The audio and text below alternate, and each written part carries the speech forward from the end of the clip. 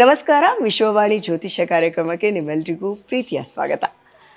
ಒಂದು ಮಂತನ್ನು ಕಳೆದು ನಾವು ಇನ್ನೊಂದು ಮಂತ್ಗೆ ಕಾಲಿಡ್ತಿದ್ದೀವಿ ಅಂದ ತಕ್ಷಣ ನಮ್ಮ ಗ್ರಹಗತಿ ಹೆಂಗಿದೆ, ಯಾವ್ಯಾವ ರಾಶಿಗೆ ಫಲಾಫಲಗಳು ಹೆಂಗಿದಾವೆ ಅನ್ನೋದನ್ನು ನಾವು ತಿಳ್ಕೊಳ್ಳೋದಕ್ಕೆ ಕಾತರರಾಗಿ ಕಾಯ್ತಾ ಇರ್ತೀವಿ. ಸೊ ಅಂತಹ ಒಂದು ನಿಮ್ಮ ಕುತೂಹಲವನ್ನು ತಣಿಸುವಂತಹ ಒಂದು ಸುಂದರವಾದ ಕಾರ್ಯಕ್ರಮ ನಮ್ಮ ವಿಶ್ವವಾಣಿ ಜ್ಯೋತಿಷ್ಯ ಕಾರ್ಯಕ್ರಮ.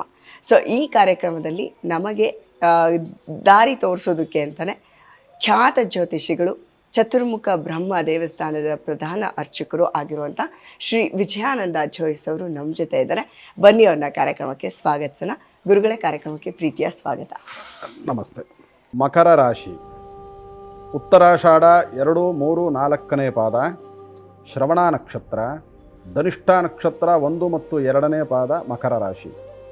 ಮಕರ ರಾಶಿ ಅಧಿಪತಿ ಶನಿ ದ್ವಿತೀಯದಲ್ಲಿದ್ದಾನೆ.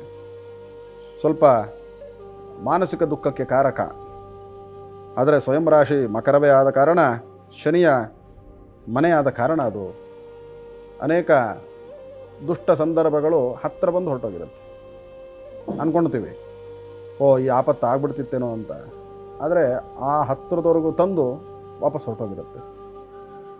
ಯಾಕಂದರೆ ಗುರು ಶುಭ ಫಲವನ್ನು ಕೊಡ್ತಾ ಇದ್ದಾರೆ. ಹಾಗೂ ಮಕರ ರಾಶಿಯವರಿಗೆ ಮುಖ್ಯವಾಗಿ ವಿದ್ಯಾರ್ಥಿಗಳಲ್ಲಿ ಒಳ್ಳೆಯ ಫಲವು, ಅದರ ಜೊತೆಯಲ್ಲಿ ಇನ್ನೂ ಯಶಸ್ಸನ್ನು ಕಾಣಬೇಕು ಅನ್ನುವಂಥ ಆಸೆ, ಇವೆಲ್ಲವೂ ಈ ಮಾರ್ಚ್ ತಿಂಗಳಿಂದ ಒಳ್ಳೆಯ ರೂಪವನ್ನು ಪಡೆಯುತ್ತೆ.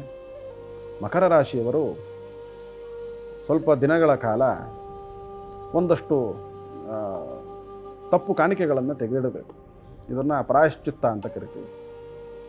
ವಾರದಲ್ಲಿ 1 ದಿನನಾದರೂ ಕನಿಷ್ಠ 1 ರೂಪಾಯಿನಾದರೂ ತೆಗೆದಿಡ್ತಾ ಬನ್ನಿ. ಆ ನಂತರವಾಗಿ ಅದರಲ್ಲಿ ಒಂದು ಹೂವನ್ನು ಅಥವಾ ಒಂದು ತಾಂಬೂಲವನ್ನು ಅಥವಾ ಒಂದು ತೆಂಗಿನಕಾಯಿಯನ್ನು ತಂದು ಮನೆ ದೇವರ ಸನ್ನಿಧಿಗೆ ತಲುಪಿಸ್ಬನ್ನಿ. ಮನೆ ದೇವರಿಗೆ ಹೋಗಿ ಬರೋದು ಒಳ್ಳೆಯದು. ಮಕರ ರಾಶಿಯವರು ಈಗ ಅಂದ್ಕೊಂಡಿರ್ತೀರಿ ಸ್ವಲ್ಪ ದಿನ 1-2 ವರ್ಷದಿಂದ ಹೋಗೋಕ್ಕಾಗಿಲ್ಲ ಅಂತ. ಮನೆ ದೇವರಿಗೆ ಹೋಗಿ ಬಂದ ಮೇಲೆ ನಿಮಗೆ ಜಯ. ಮಕರ ರಾಶಿ ಗುರು ಒಳ್ಳೆ ಫಲ ಕೊಡ್ತಾ ಇದ್ದರೂ ಕೂಡ ಎಷ್ಟೋ ಫಲಗಳು ನಿಮ್ಮ ಕೈ ಬಿಟ್ಟು ಹೋಗ್ತಾ ಇದೆ. ಎಷ್ಟೋ ಸಂದರ್ಭಗಳಲ್ಲಿ ನಾವು ದುಂದು ವೆಚ್ಚಗಳಾಗುತ್ತೆ, ಬೇಡ ಅಂದರೂ ಅದಕ್ಕೆ ಖರ್ಚಾಗುತ್ತೆ. ಅಥವಾ ಅನೇಕ ಸಂದರ್ಭ ದುಂದು ವೆಚ್ಚ ಎಲ್ಲವೂ ಒಲೆದು ಬಂದರೂ ನಾವು ಅದನ್ನು ನಿಯಂತ್ರಣ ಮಾಡೋಕ್ಕಾಗ್ತಾ ಇಲ್ಲ. ಈ ರೀತಿಯ ಸಂದರ್ಭಗಳು ಎದುರಾಗುತ್ತೆ. ಅನೇಕ ದುಂದು ವೆಚ್ಚಗಳು ಕಡಿಮೆ ಆಗಲಿಕ್ಕೆ ಕನಿಷ್ಠ 18 ವಾರಗಳಾದರೂ ಯಥಾಶಕ್ತಿ ದಕ್ಷಿಣೆ ತೆಗೆದಿಡ್ತಾ ಬನ್ನಿ. ಕನಿಷ್ಠ 1 ರೂಪಾಯಿ, ಗರಿಷ್ಠ 101 ರೂಪಾಯಿವರೆಗೂ ಇಟ್ಕೋಬೋದು. ಅದರಲ್ಲಿ 18 ವಾರ ಆದಮೇಲೆ ಎಷ್ಟು ಕೂಡಿರುತ್ತೋ ಅಷ್ಟರಲ್ಲಿ ಹೂವು, ಹಣ್ಣು ಅಥವಾ ಯಾವುದೋ ದೇವತಾ ಕಾರ್ಯಕ್ಕೆ ಬಳಸುವ ಮಂಗಳ ದ್ರವ್ಯದ ತಟ್ಟೆ, ಬಟ್ಲು, ಯಾವುದಾದ್ರೂ ಒಂದು ವಸ್ತುವನ್ನು ಮನೆ ದೇವರ ಸನ್ನಿಧಿಗೆ ಕೊಟ್ಟು ಬನ್ನಿ.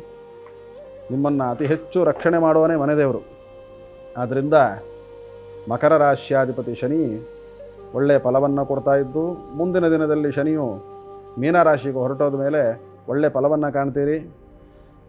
ಮಕರ ರಾಶಿಯವರ ಉನ್ನತ ಶಿಕ್ಷಣ ಅಥವಾ ಹೆಚ್ಚಿನ ವಿದ್ಯಾಭ್ಯಾಸಗಳು, ದೇಶ ವಿದೇಶ ಯೋಗಗಳು ಇವೆಲ್ಲವೂ ಮಾರ್ಚ್ ತಿಂಗಳಲ್ಲಿ ಸ್ವಲ್ಪ ಅದರ ಕುರುಹು ಕಾಣುತ್ತೆ, ಸ್ವಲ್ಪ ಅದರ ಸೂಚನೆ ಕಾಣುತ್ತೆ.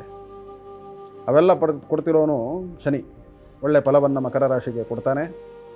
ಒಂದು ಸ್ವಲ್ಪ ಈ ಕಾಲು ಬಾಧಿತ ಅಥವಾ ಮೂಗು, ಕಫ, ಶೀತ, ಈ ಡಸ್ಟ್ ಅಲರ್ಜಿ ಆಗುವಂಥದ್ದು ಇವೆಲ್ಲ ಮಕರ ರಾಶಿಯವರಿಗೆ ಜಾಸ್ತಿ. ಹಾಗಾಗಿ ರಾಸಾಯನಿಕ ಪ್ರಕ್ರಿಯೆ ಅಂತೀವಿ. ಮಕರ ರಾಶಿಯವರಿಗೆ ರಾಸಾಯನಿಕ ವಸ್ತುಗಳು, ಕೆಮಿಕಲ್ ಫಾರ್ಮ್ ಆಗೋದು ಅಂಥದ್ದು ಅಥವಾ ರಾಸಾಯನಿಕ ಪ್ರಕ್ರಿಯೆ ದೇಹದಲ್ಲಿ ನಡೆದು ವಾತಪಿತ್ತ ಕಫಗಳಲ್ಲಿ ವ್ಯತ್ಯಾಸ ಕಾಣುವಂಥದ್ದು. ಹಾಗಾಗಿ ಜಾಸ್ತಿ ರಾಸಾಯನಿಕ ವಸ್ತುಗಳನ್ನು ಬಳಸೋದು ಬೇಡ. ಯಾವ್ಯಾವ ನೈಸರ್ಗಿಕವಾಗಿ ಸಿಗುತ್ತೋ ಅಂಥದ್ದನ್ನು ಬಳಸಿ. ಅದರಿಂದ ಒಳ್ಳೆಯ ಫಲನೂ ಇದೆ. ಪ್ರಮುಖವಾಗಿ ಸಾಧ್ಯವಾದರೆ ಮಾರ್ಚ್ ತಿಂಗಳಲ್ಲಿ 1 ಸರ್ತಿ ಮನೆ ದೇವರಿಗೆ ಹೋಗ್ಬನ್ನಿ. ಎಲ್ಲಿದೆಯೋ ಮನೆ ದೇವರು, ನಿಮ್ಮ ಮನೆ ದೇವರ ಗುಡಿಯನ್ನು ದರ್ಶನ ಮಾಡಿ. ಮನೆ ದೇವರ ದರ್ಶನ ಮಾಡಿ ಬರೋದೇ ಒಂದು ಸೌಭಾಗ್ಯ. ಎಲ್ಲರ ಮನಸ್ಸಲ್ಲೂ ಇರುತ್ತದೋ, ಆದರೆ ಕೈಗೂಡಿರಲ್ಲ. ಹಾಗಾಗಿ ಮಾರ್ಚ್ ತಿಂಗಳಲ್ಲಿ ಮನೆ ದೇವರ ದರ್ಶನ, ಮಕ್ಕಳಿಗೆ ಪರೀಕ್ಷೆ ಇದ್ದರೂ ಬೇರೆ ಎಲ್ಲರಿಗೂ ಕೆಲಸಗಳಿದ್ದರು, ಯಾರು ಒಬ್ಬರಾದರೂ ಹೋಗಿ ಬನ್ನಿ. ಮನೆ ಯಜಮಾನನಾದರೂ ಮನೆ ದೇವರಿಗೆ ಹೋಗಿ ಅಲ್ಲಿಂದ ಪ್ರಸಾದ ತನ್ನಿ. ಅದರಿಂದ ಮನೆಯ ಮಕ್ಕಳು, ಮಕರ ರಾಶಿ ಯಾರ್ಯಾರಿದ್ದಾರೋ ಅವರಿಗೆಲ್ಲ ಶುಭ ಫಲ ಮಾರ್ಚ್ ತಿಂಗಳಲ್ಲಿ ಸಿಗುತ್ತೆ. ಮಾರ್ಚ್ ತಿಂಗಳ ನಂತರವೂ, ಯಾಕಂದರೆ ಅವರಿಗೆ ಸಾಡೆ ಸಾತಿ ಬಿಡ್ತಾ ಇದೆ ಇನ್ನೊಂದು ಸ್ವಲ್ಪ ದಿನದಲ್ಲಿ. ಅದು ಪೂರ್ಣ ಆಗಲಿ, ಶಾಶ್ವತವಾದ ಫಲವನ್ನು ನೀವು ಪಡಿತೀರಿ. ಮಕರ ರಾಶಿಯವರಿಗೆ ದೇಶ ವಿದೇಶಗಳಿಗೆ ಹೋಗುವಂತಹ ಸೌಭಾಗ್ಯಗಳು ಸಿಗುತ್ತೆ. ಅತಿ ಹೆಚ್ಚಿನ ಶ್ರಮಪಟ್ಟು ಕಾಲ ಹರಣಗಳನ್ನು ಮಾಡಿದ ವಿದ್ಯಾರ್ಥಿಗಳು ಚೆನ್ನಾಗಿ ಓದಿ, ಸ್ಮರಣ ಶಕ್ತಿಗಾಗಿ ಉತ್ತರಕ್ಕೆ ಮುಖ ಮಾಡಿ ಕೂತ್ಕೊಂಡು ಓದಿ. ಈ ನಾರ್ತ್ ಫೇಸ್ ಮಾಡಿ ಕೂತ್ಕೊಂಡು ಓದೋದ್ರಿಂದ ನೀವು ಓದಿದ್ದು ಜ್ಞಾಪಕವಿರುತ್ತೆ, ಎಷ್ಟೇ ಕಾಲಗಳಾದರೂ ಮರೆಯಲ್ಲ ಅದು. ಆದ್ದರಿಂದ ಓದೋದಕ್ಕೆ ಗೊಂದಲ, ಓದಿದ್ದು ಮರ್ತೋಗ್ತಿದ್ರೆ, ಇವೆಲ್ಲ ಆಗ್ತಿದ್ರೆ ಉತ್ತರಕ್ಕೆ ಮುಖ ಮಾಡಿ ಕೂತ್ಕೊಂಡು ಓದಿ. ನೆಲದ ಮೇಲೆ ಕೂತು ಓದಬೇಕು. ಓದೋದು ಸರಸ್ವತಿಗೆ ನಾವು ಎಷ್ಟು ಗೌರವ ಕೊಡ್ತೀವೋ ಅವಳು ಮುಂದೆ ನಮ್ಮನ್ನು ಅಷ್ಟು ರಕ್ಷಣೆ ಮಾಡ್ತಾಳೆ. ಹಾಗಾಗಿ ದೊಡ್ಡವರು, ವ್ಯವಹಾರ ವ್ಯಾಪಾರಸ್ಥರು, ಗೃಹಸ್ಥರು ಇವರೆಲ್ಲ ಮನೆ ದೇವರಿಗೆ ಹೋಗಿ ಪರಿಹಾರ ಮಾಡಿಕೊಂಡು ಬಂದರೆ, ಮಕ್ಕಳು ಉತ್ತರಕ್ಕೆ ಮುಖ ಮಾಡಿ ಕೂತ್ಕೊಂಡು ಓದಿ, ಸ್ಮರಣ ಶಕ್ತಿಗಾಗಿ ನೈಸರ್ಗಿಕ ಪದಾರ್ಥಗಳನ್ನು ಬಳಸಿ, ಅತಿ ಹೆಚ್ಚು ಈ ತುಳಸಿಯ ಆಗ್ರಾಣಗಳನ್ನು, ತುಳಸಿಯ ಸುವಾಸನೆಯನ್ನು ಸೇವನೆ ಮಾಡಬೇಕು. ಅದರಿಂದಾಗಿ ನಿಮಗೆ ಆಗ್ತಾ ಇರುವಂಥ ಅಲರ್ಜಿಗಳು ದೂರ ಆಗುತ್ತೆ.